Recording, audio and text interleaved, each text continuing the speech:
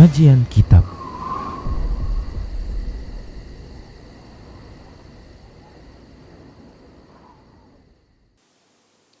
Bismillah, assalamualaikum warahmatullahi wabarakatuh.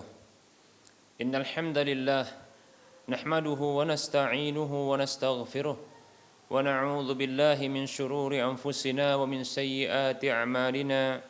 Man yahdihillahu fala mudilla lahu wa man yudlilhu fala hadiya lahu.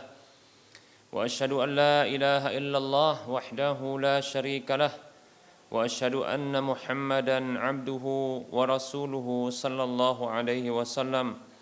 Qala Allah tabaraka wa ta'ala, ya ayyuhalladzina amanu taqullaha haqqa tuqatih wa la tamutunna illa wa antum muslimun. Ya ayyuhan nasu taqu rabbakumul ladzi khalaqakum min nafsin wahidah wa khalaqa minha zawjaha wa bassa minhuma rijalan katsiran wa nisaa'a. Wattaqullaha alladzi tasaaluna bihi wal arham innallaha kana 'alaikum raqiba. Ya ayyuhalladzina amanu taqullaha wa qulu qawlan sadida yuslih lakum a'malakum wa yaghfir lakum dhunubakum wa man yuti'illaha wa rasulahu faqad faza fawzan 'azima. Amma ba'd, fa inna asdaqal hadisi kitabullah wa khairal huda huda Rasulillah sallallahu alaihi wasallam wa syarrul umuri muhdatsatuha wa kullu muhdatsatin bid'ah wa kullu bid'atin dhalalah wa kullu dhalalatin finnar. Para muslim, para pemirsa Rosyad TV dan para pendengar Radio Medan Mengaji serta para para pemirsa media sunnah yang turut serta menyiarkan kajian ini. Kami ucapkan syukran jazilan wa jazakumullahu khairan kepada para media yang turut serta menyiarkan kajian ini. Tak lupa kita senantiasa bersyukur kepada Allah tabaraka wa ta'ala atas semua nikmat yang Allah berikan kepada kita. Selawat dan salam tak lupa kita ucapkan untuk nabinya, Nabi Muhammad sallallahu alaihi wasallam. Semoga Allah tabaraka wa ta'ala senantiasa memberikan taufik dan hidayahnya kepada kita agar kita senantiasa berada di atas ketaatan kepada Allah dan Rasulnya. Baik para hamba Allah rahimani wa rahimakumullah, kita akan kembali melanjutkan pembahasan kitab Minhajul Muslim, masih di bab yang ketiga tentang akhlak, dan kita masih membahas tentang akhlak ihsan, yaitu berbuat baik, berbuat ihsan ya kepada siapa saja memiliki hak tersebut kepada kita. Baik para hamba Allah rahimani wa rahimakumullah, di antara ihsan kepada sesama manusia adalah berbuat ihsan ya kepada pembantu, orang yang bekerja membantu pekerjaan rumah tangga kita di rumah tangga kita. Baik para hamba Allah rahimani wa rahimakumullah,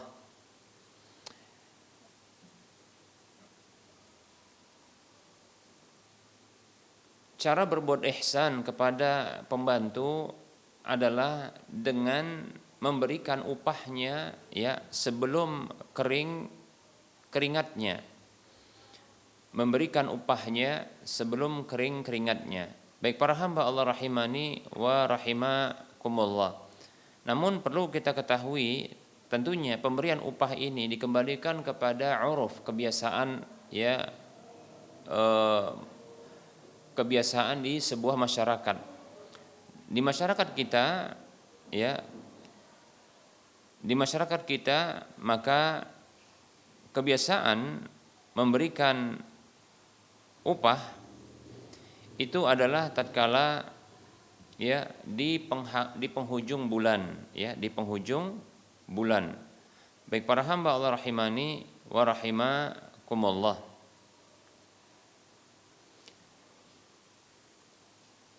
namun tentunya bisa dikembalikan kepada musyawarah antara majikan dengan pembantu tersebut. Kapankah upah itu selayaknya harus diberikan? Baik para hamba Allah rahimani wa rahimakumullah, maka tatkala disepakati maka hendaklah memberikan upah itu kepadanya, ya, memberikan upah itu ya kepadanya. Bila disepakati ternyata upah itu harus diberikan ya di katakanlah ya per pekan sekali atau per 2 pekan sekali ya, atau per hari kita katakan ya, atau mungkin per bulan sekali di penghujung ya akhir bulan, maka yang seperti ini wajib bagi kita untuk ya memberikannya ya sebagai majikan yang mempekerjakan ya pembantu tersebut.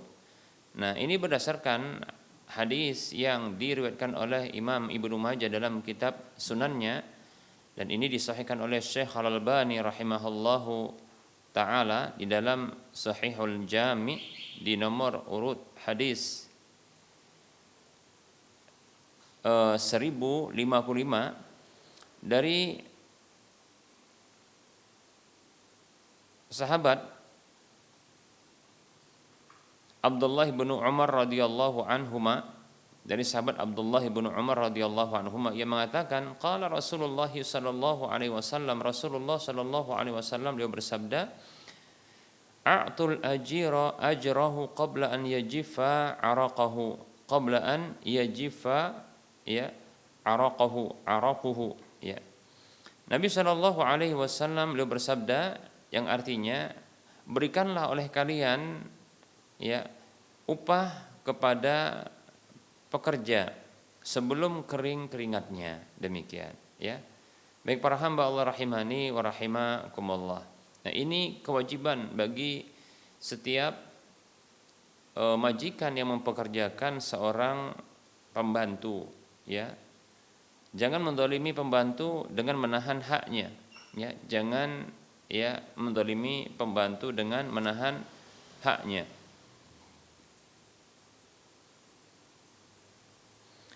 Ketahuilah bahwasanya orang yang menahan hak pembantu, maka itu adalah kezaliman yang akan dipertanggungjawabkan di akhirat kelak ya.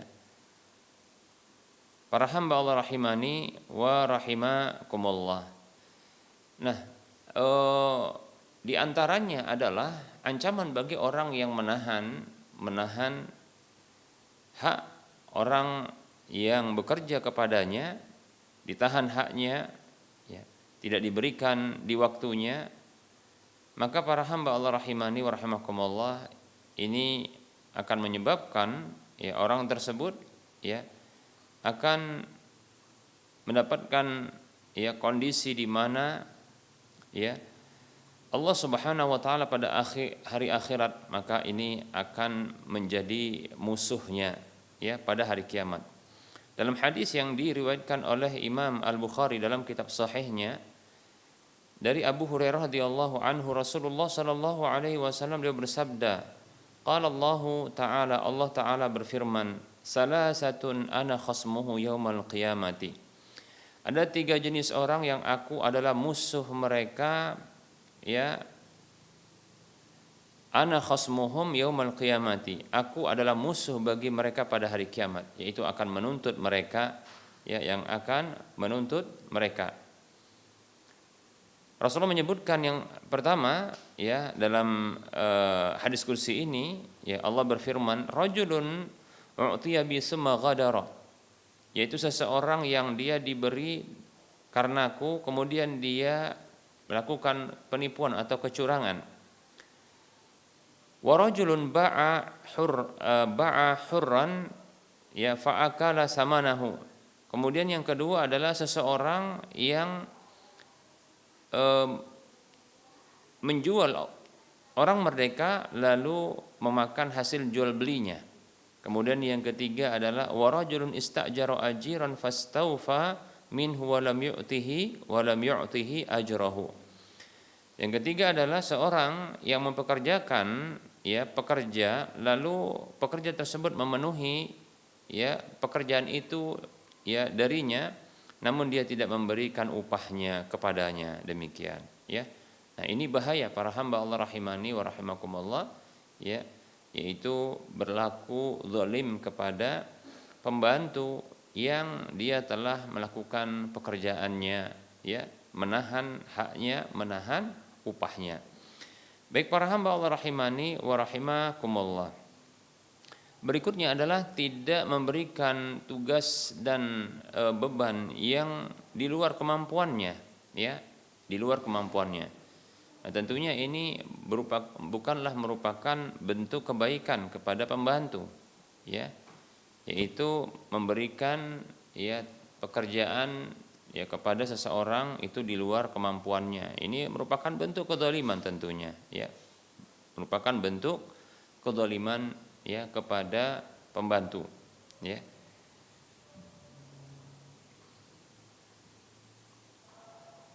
Allah Subhanahu wa taala sendiri saja ketika memberikan beban, ya, kepada, ya,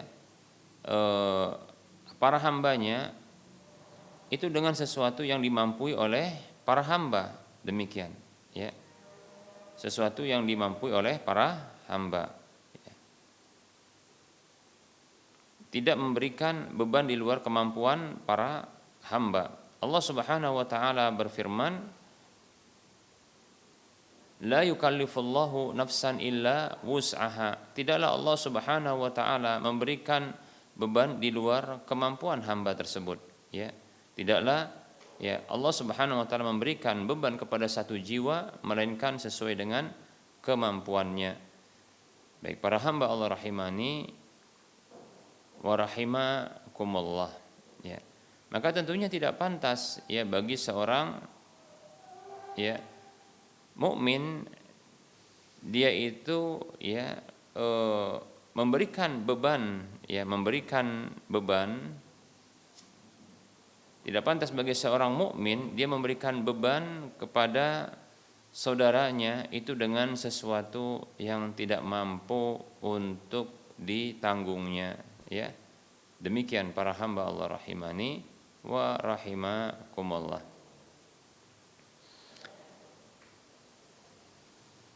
Nah, seseorang mukmin saja, ya, tidak layak untuk dia menghantarkan dirinya kepada satu kondisi yang dia tidak mampu, ya. Dalam hadis yang diriwayatkan oleh Imam Ahmad, Imam Tirmidzi dan Ibnu Majah dari sahabat Hudzaifah bin Yaman radhiyallahu anhu, Rasulullah bersabda sallallahu alaihi wasallam, la yanbaghi lil mu'minin an yadhulla nafsahu yata'arradu lil bala'i, ya, lima la yutiqu. Kata Nabi sallallahu alaihi wasallam, tidak layak bagi seorang mukmin dia menghinakan dirinya, ya, dia menghadang bala itu, ya, terhadap apa yang dia tak mampu, demikian, ya. Nah, di sini disahihkan oleh Syekh Al-Albani rahimahullahu taala dalam Shahihul Jami' di nomor urut hadis 7797. Baik, ya, tidak halal, ya, tidak layak, ya, bagi seorang mukmin dia memberikan beban kepada orang lain di luar kemampuannya. Baik para hamba Allah rahimani wa rahimakumullah, ya. Demikian pula, ya, di antara bentuk berbuat baik kepada pembantu para hamba Allah rahimani wa rahimakumullah adalah dengan menjaga kemuliaannya, ya, dengan menjaga kemuliaannya, tidak menghinakannya, ya, tidak merendahkannya, ya, menghormati kepribadiannya. Jujur kita katakan, ya, dia bekerja, ya, dengan kita, nah itu disebabkan karena kebutuhannya, ya, kebutuhannya terhadap pekerjaan tersebut. Ya, namun dia adalah manusia, dia adalah hamba Allah Subhanahu wa taala, maka muliakan dia, jangan hinakan dia, ya. Kata Allah Subhanahu wa taala, ya, Allah Subhanahu wa taala mengatakan inna akramakum indallahi atqakum, sesungguhnya orang yang paling mulia di antara kalian di sisi Allah adalah orang yang paling bertakwa. Jadi jangan pandang tentang kepribadiannya, jangan pandang tentang fisiknya, jangan pandang tentang, ya, strata sosialnya barangkali, ya. Nah, walaupun dia bekerja, tapi ketahuilah kita mengambil manfaat darinya dan dia mengambil manfaat dari kita, demikian. Dan dia adalah hamba Allah Subhanahu wa taala. Bisa jadi dia bertakwa di sisi Allah Subhanahu wa taala, ya. Jangan hinakan dia, ya. Bisa jadi dia orang yang bertakwa di sisi Allah sehingga dia mulia ketimbang kita, demikian, ya. Para hamba Allah rahimani wa rahmakumullah, jangan kita hinakan ya saudara kita, pembantu, ya demikian.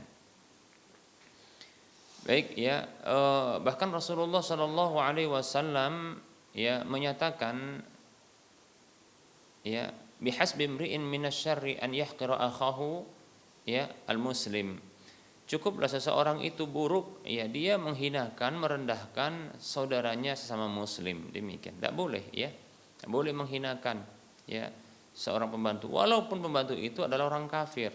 Tapi perlu diketahui ya ketika memasukkan seorang pembantu yang kafir ke dalam rumah, karena bisa jadi dia tidak mengetahui tentang hukum-hukum Islam, tidak mengetahui tentang batasan-batasan Islam, demikian hak-hak di dalam Islam, sehingga ya dia bisa jadi sering jatuh kepada ya pelanggaran, demikian ya, bahkan bisa jadi dia memudaratkan kita. Baik ya, para hamba Allah rahimani wa rahmakumullah. Tapi kalau seandainya kita mempekerjakan seorang pembantu yang kafir ya dengan tujuan maksudnya untuk memberikan jalan kepadanya agar dia bisa menyaksikan ya betapa indahnya ajaran Islam. Nah, ini supaya dia ada peluang bisa masuk ke dalam Islam, ya tertarik dengan Islam. Ini bagus ya, bagus. Lebih-lebih barangkali dikasih tambahan gaji ya seperti itu. Itu malah lebih bagus. Niat yang mulia insyaallah taala. Demikian para hamba Allah rahimani wa rahmakumullah. Tapi yang jelas ya jangan sampai menghinakan ya siapapun ya dari kalangan manusia. Ketahui walaupun dia kafir, walaupun dia barangkali tampak tidak atau kurang taat kepada Allah Subhanahu wa taala, dia adalah hamba Allah. Tetap saja dia adalah hamba Allah yang dia ya butuh untuk dijaga kepribadiannya, dihormati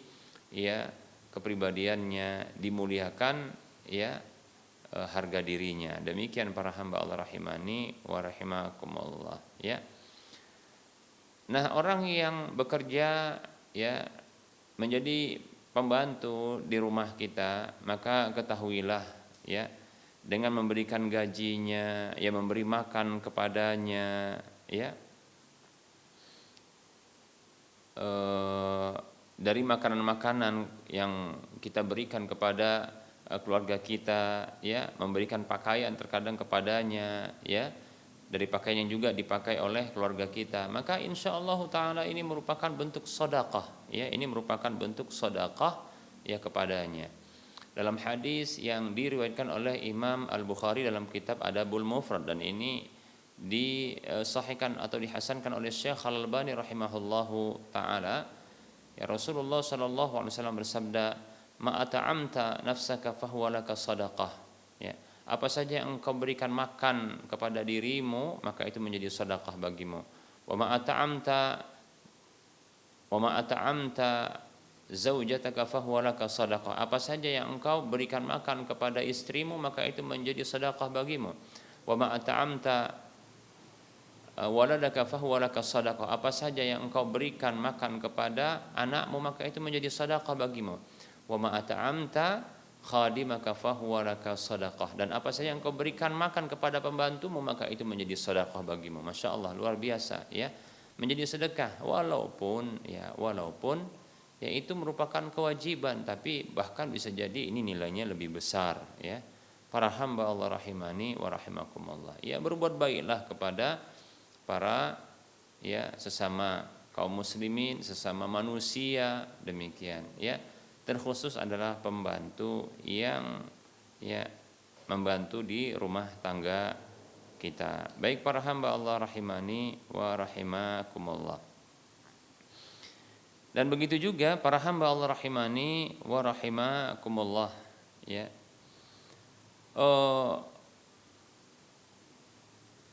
Memberikan kebaikan kepada siapapun ya dari kalangan manusia. Insyaallah taala pada waktu mendatang kita akan bahas hal ini insyaallah taala. Baik, kita cukupkan untuk penyampaian materi, kita buka saja sesi soal jawab. Ya barangkali ya kita bisa berinteraktif dengan cara kita bersoal jawab. Baik, ada pertanyaan yang sudah masuk ya.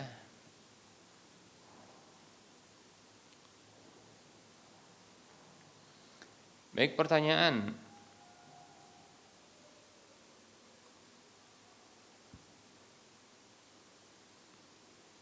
Ustadz, apakah memang ada larangan dalam syariat untuk tidur di dalam masjid?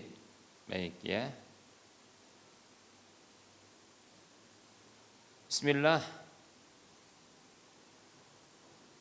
Ketahui bahwasanya tidak pernah didapatkan ya dalam satu riwayat pun sepanjang ya pengetahuan saya terkait dengan larangan ya tidur dalam masjid. Bahkan ya kita dapatkan ya ahlus sufah, yaitu para sahabat-sahabat Nabi Shallallahu Alaihi Wasallam yang mereka ini berhijrah ke Madinah, ya dalam kondisi mereka meninggalkan harta-harta mereka di tempat ya asal mereka, ya untuk menyelamatkan diri dan agama mereka, ya mereka tidak membawa apapun, maka mereka tinggal di Madinah itu di Masjid An-Nabawi, ya ada ruangan atau satu tempat ya khusus di bagian atau di sisi Masjid Nabawi ya bagi ahlus sufah ini, ya demikian. Dan tentunya mereka istirahat di sana, ya tidur di sana, demikian ya. Nah demikian pula kita dapatkan pernah dalam satu riwayat ya bahwa Ali radhiyallahu anhu tatkala beliau bertengkar dengan istrinya, ya bertengkar dengan istri beliau yaitu Fatimah radhiyallahu anha, yaitu putri Nabi Shallallahu Alaihi Wasallam.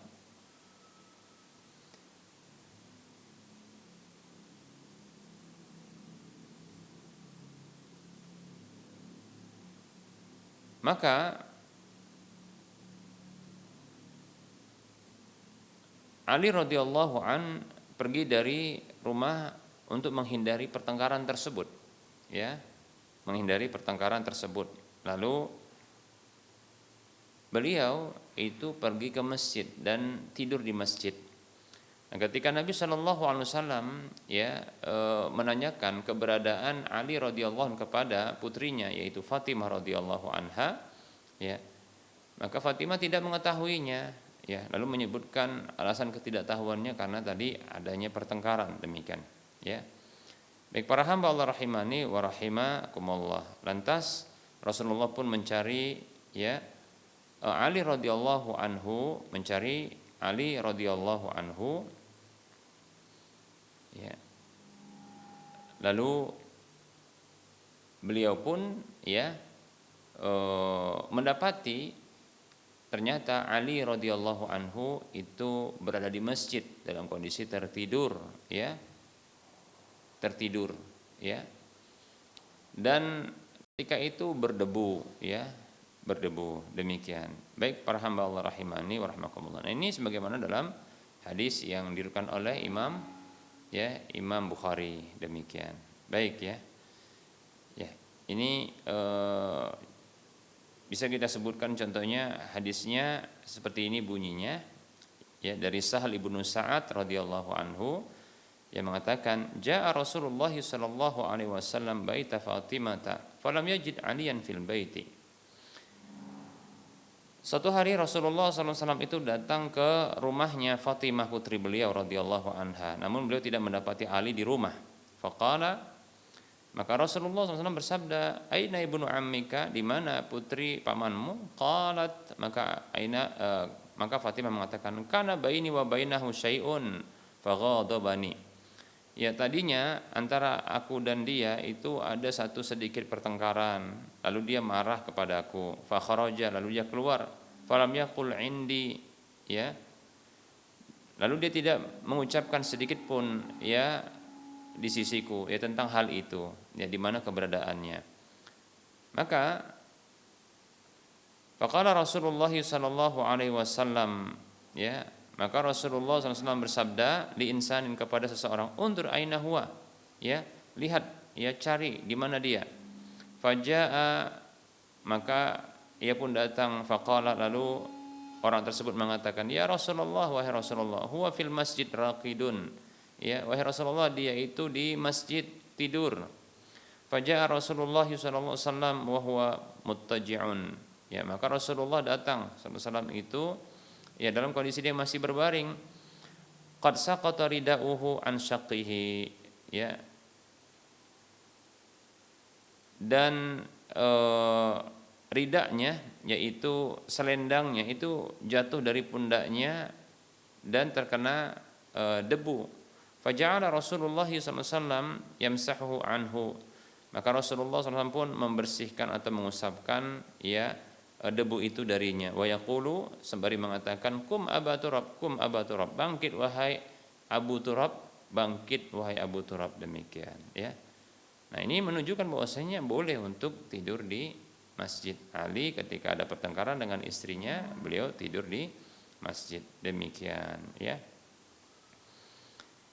Baik para hamba Allah rahimani wa rahimakumullah.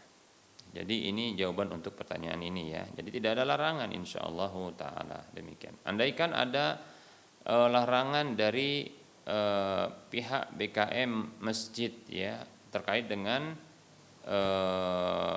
kebijakan mereka untuk keamanan, begitu juga untuk kebersihan, maka ini ya tidak mengapa, asalkan ya mereka memberikan solusi bagi orang yang ingin istirahat di masjid. Ya jangan sampai ya menjadikan masjid itu seperti rumah pribadi ya, demikian ya. Nah, setidaknya ya uang kaum muslimin yang didapatkan ya itu dikembalikan kepada kaum muslimin pula ya untuk kemaslahatan mereka ya. Tentunya orang-orang yang mereka ya dimudahkan dalam urusan mereka ketika mereka bersafar atau ketika mereka dalam perjalanan ya, atau dalam kondisi mereka butuh istirahat, mereka mendapatkan tempat istirahat setelah mereka melakukan sholat, maka insya Allah mereka akan melakukan bentuk apresiasi terhadap hal ini. Mereka akan memberikan sebagian harta mereka ya untuk masjid ya yang telah memberikan ya pelayanan terhadap mereka, demikian ya, seperti itu insyaallah taala.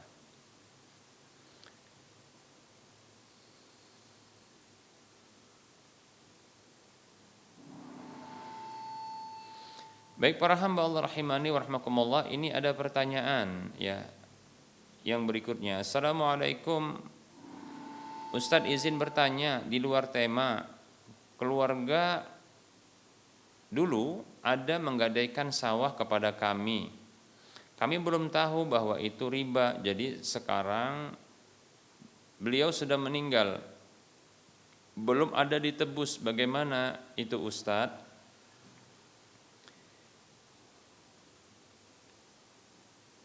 Bismillahirrahmanirrahim. Waalaikumsalam warahmatullahi wabarakatuh. Ya. Gadai atau jaminan dengan harta itu ada karena ada hutang piutang ya, karena ada hutang piutang, demikian. Dan riba dalam hutang piutang itu berlaku tatkala adanya kesepakatan atau janjian untuk mengambil manfaat dari hutang tersebut ya. Para ulama ya, bahkan para sahabat, mereka bersepakat ya tentang sebuah kaidah kullu qardin jarra manfaatan fahuwa wajuhun min wujuhir riba. Setiap hutang piutang yang menarik keuntungan, apa saja bentuk keuntungannya, maka itu merupakan salah satu dari bentuk-bentuk riba, demikian ya. Yaitu apabila manfaat tersebut itu disepakati untuk diambil atau diberikan, demikian ya, maka ini menjadi riba. Nah, di antara bentuk riba pula ya dari ya akad hutang piutang ini adalah menyepakati untuk pemanfaatan, pengambilan manfaat dari barang jaminan ya, seperti dalam kasus yang ditanyakan ini yaitu sawah ya. Nah, adanya riba pada hutang piutang dengan gadaian sawah seperti ini itu apabila disepakati adanya tambahan dalam pengembalian ya, atau ya dipersilahkan atau disepakati untuk mengelola atau mengolah sawah tersebut yang nanti manfaatnya diambil oleh orang yang memberikan piutang kepada pemilik sawah, demikian ya. Nah, ini bentuk riba ya. Bentuk riba mengambil manfaat dari barang gadaian, dalam hal ini adalah sawah, demikian. Itu riba. Baik para hamba Allah rahimani wa rahimakumullah ya. Nah, kasus riba yang terjadi ini tidak diketahui hukumnya ya. Baru kali ini atau saat ini diketahui, maka kita katakan bertobat kepada Allah Subhanahu wa taala, bertobat ya dari tindakan memanfaatkan barang gadaian tersebut ya atas hutang yang diberikan. Nah, tidak boleh ya. Maka hentikan, tidak lagi mengambil manfaat dari pengelolaan sawah tersebut ya. Dan apa yang sudah ditobati dari riba tersebut, maka itu membuat apa yang didapatkan dari keuntungan pengolahan sawah atas dasar hutang, adanya hutang ini, maka insya Allah menjadi halal ya. Allah Subhanahu wa taala berfirman di dalam surah Al-Baqarah ayat 275, Allah katakan, A'udzu billahi minasyaitonir rajim, wa halallahu al-bai'a wa harramar riba. Allah menghalalkan jual beli dan mengharamkan riba. Faman ja'ahu mau'izatun min rabbih fantaha falahu ma salaf wa amruhu ilallah. Maka siapa saja yang datang kepadanya ya ujangan, nasihat, petunjuk dari Rabbnya, lalu dia berhenti, maka miliknya apa yang sudah telah berlalu ya, miliknya apa yang telah berlalu, dan urusannya itu kembali kepada Allah Subhanahu wa taala, demikian. Nah, jadi apa yang didapatkan dari keuntungan pengolahan sawah tersebut ya atas dasar adanya hutang ya, maka ini ketika sudah ditobati ya, walaupun dia riba tapi menjadi halal. Hanya saja syaratnya adalah tidak boleh untuk melakukannya kembali, menghentikan. Mungkin ada pertanyaan, lalu bagaimana dengan kelanjutannya sementara pihak keluarga ini belum menebusnya? Baik, maka bisa ditebus dengan salah satu dari dua cara berikut ini. Yang pertama, ya, tetap mengelola atau mengolah sawah tersebut. Lalu, ya, sawah tersebut hasil panennya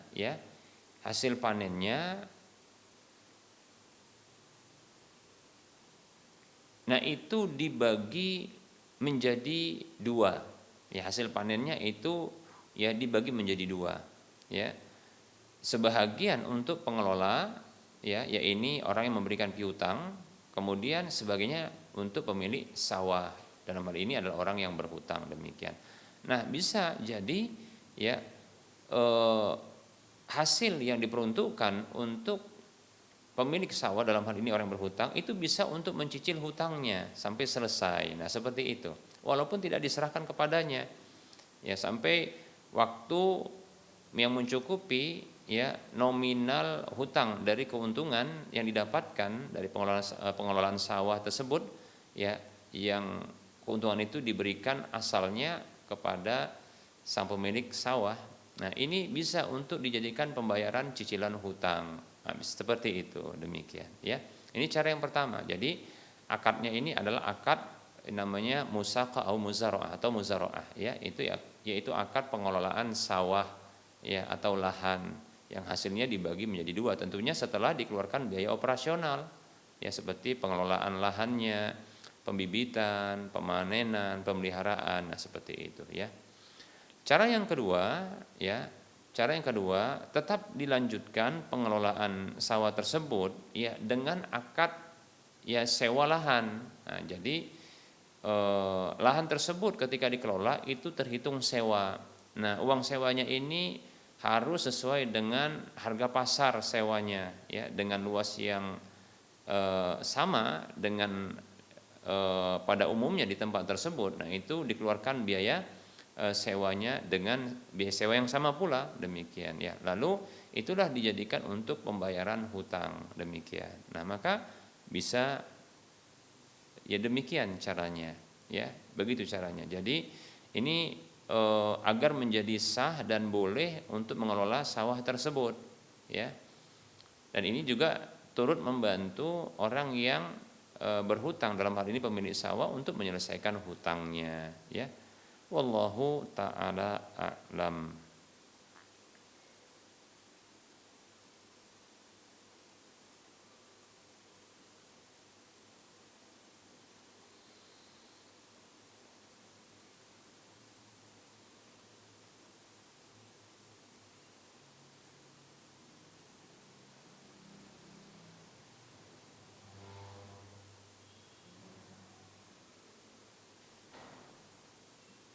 Baik para hamba Allah rahimani wa rahimakumullah.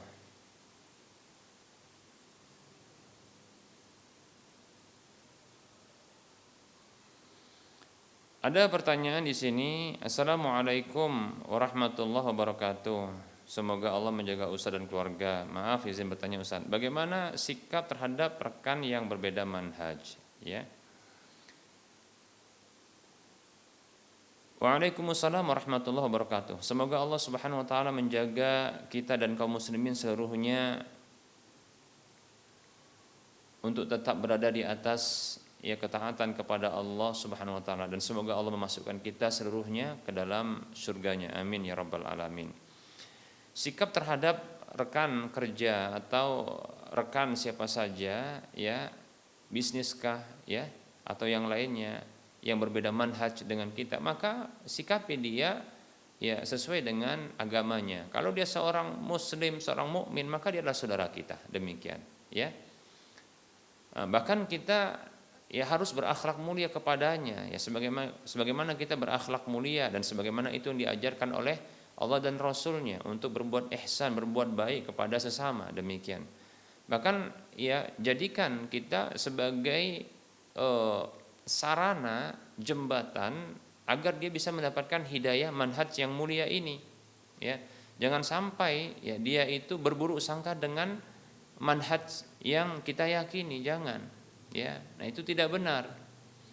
Rasulullah SAW itu berusaha untuk menjadikan ya diri beliau itu sebagai sarana ya sampainya hidayah kepada orang lain. Demikian. Maka kita pun demikian, ya. Kita pun harus demikian, ya. Rasulullah Shallallahu Alaihi Wasallam bersabda, ya, man da'a ila hudan kana lahu minal ajri mislu ujuri man tabi'ahu la yanqusu dzalika min ujurihim syai'a. Hadis riwayat Bukhari Muslim. Siapa saja menunjukkan kepada hidayah, petunjuk, ya, maka dia mendapatkan pahala dari orang yang mengikutinya tanpa mengurangi sedikit pun pahala orang yang mengikutinya tersebut. Demikian. Lihat, ya. Nah, ini motivasi yang besar, ya. Bahkan Rasulullah itu adalah teladan, ya, bagaimana beliau ya dengan sikap beliau, dengan perbuatan beliau ini berusaha untuk ya menyampaikan ya hidayah Allah Subhanahu wa taala, hidayah Islam ini kepada siapapun. Demikian. Bahkan kepada musuh-musuh. Demikian, ya. Nah, oleh karenanya kita pun harus demikian, ya. Hanya saja kita tidaklah menjadikannya sebagai ya teman dekat yang kita cintai, ya, yang sampai kita mungkin curhat kepadanya. Ya, tidak demikian. Ya, kita dekat dengannya atau kita tetap ya menjadikannya sebagai saudara seiman, saudara seislam. Ya, kita mengharapkan agar dia ini bisa mendapatkan kebaikan dan hidayah dari Allah Subhanahu wa taala. Nah, demikian. Wallahu taala a'lam. Baik para hamba Allah rahimani wa rahimakumullah, barangkali ini saja yang bisa kita sampaikan, ya, karena sudah masuk waktu salat zuhur untuk wilayah Medan dan sekitarnya. Tentunya dalam penyampaian ini banyak kekurangan dan kesalahan. Kepada Allah saya mohon ampun, dan kepada para pemirsa dan para pendengar sekalian saya mohon maaf. Kebenaran itu datang dari Allah, maka ambillah dan terimalah. Adapun kekurangan, kesalahan serta kekeliruan itu datang dari si pribadi dan bisikan syaitan, maka tinggalkan dan maafkanlah.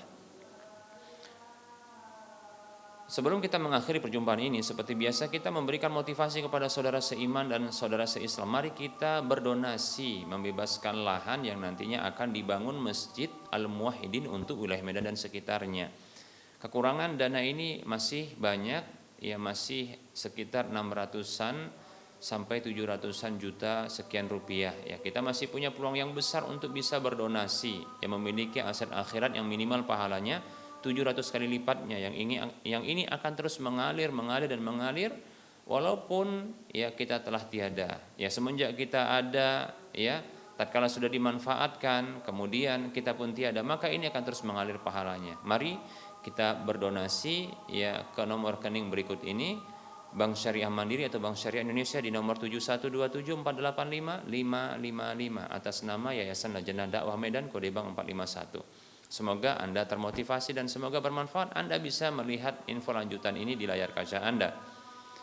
Mohon maaf atas segala kekurangan. Kita ketemu lagi di lain kesempatan. Wassallallahu ala Muhammad wa ala alihi wa ashabihi ajma'in. Subhanakallahumma wa bihamdika asyhadu an la ilaha illa anta astaghfiruka wa atubu ilaika walhamdulillahi rabbil alamin. Wassalamualaikum warahmatullahi wabarakatuh.